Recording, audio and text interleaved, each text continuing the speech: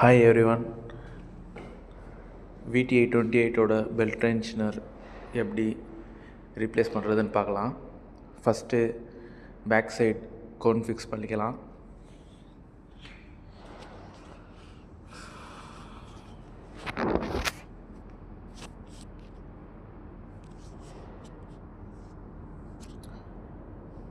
உள்ளே ஒரு ஓரிங் இருக்கும், அது வரைக்கும் டச் ஆகிற அளவுக்கு ஃபிக்ஸ் பண்ணிக்கலாம்.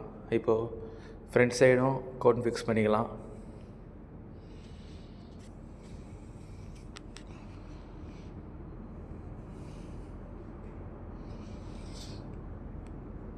ரெண்டு பக்கமும் கோன் ஃபிக்ஸ் பண்ண பின்னால் பேக் சைடு பேரிங்கு நல்லா கிரீஸ் அப்ளை பண்ணிவிட்டு ஃபிக்ஸ் பண்ணலாம்.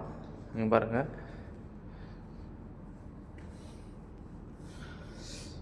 அதுக்கப்புறமேட்டுக்கா கிரீஸை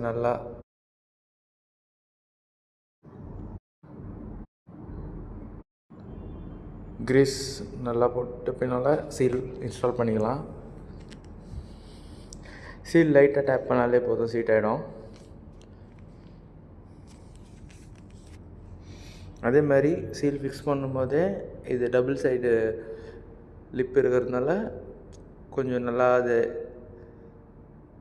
இந்த மாதிரி ஓப்பன் பண்ணி ஃபிக்ஸ் பண்ணிக்கலாம். ஏன்னா ஷாஃப்ட்டில் ஃபிக்ஸ் பண்ணுறப்போ நம்மளுக்கு ஃப்ரீயாக இன்ஸ்டால் ஆகணும். இங்கே பாருங்கள், இப்போது ஷாஃப்ட்டில் இன்ஸ்டால் பண்ணுறோம். அந்த லிப்பு பாருங்கள் கரெக்டாக எப்படி சீட்டிங் ஆகுதுன்னு. இந்த மாதிரி எந்த ஒரு டிஸ்டர்பன்ஸும் இல்லாமல் கரெக்டாக சீட்டிங் ஆகணும். அதுக்கப்புறமேட்டுக்கா இந்த ஓரிங் இன்ஸ்டால் பண்ணிக்கலாம். ஓரிங்னு சொல்லலாம், ஸ்பேசர்னு சொல்லலாம். இதை மெயினாக இன்ஸ்டால் பண்ணாமல் நம்ம அப்படியே பேரிங் மட்டும் போட்டோம்னா பேரிங் டு பேரிங் எங்கேஜ் ஆகிட்டு உங்களுக்கு ரொட்டேஷன் கரெக்டாக இருக்காது, லாக் ஆகிடும். ரொட்டேஷனே ஆகாது, அவ்வளோவா டைட்டாக இருக்கும். இப்போ அந்த ஸ்பேஸரும் போட்டுட்டு பின்னால் கிரீஸ் நல்லா அவ்வளோ போட்டுக்கலாம். இதுக்கு மேலே பேரிங்க்கு கிரீஸ் நல்லா போட்டுட்டு அதையும் உள்ளே வச்சு இன்ஸ்டால் பண்ணிக்கலாம்.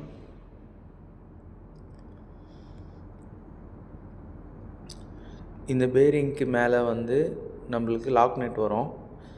அந்த லாக் நெட்டுக்கு எதுவும் வாஷர் கிஷர் எதுவும் தேவையில்லை, வெறும் பொசிஷன் மட்டும் பார்த்துங்க.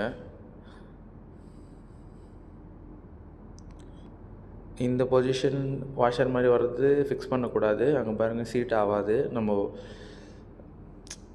சில டைமு ஒரு இதுவாகும். அதே இங்கே பாருங்கள், உல்ட்டா போட்டு இப்போ கரெக்டாக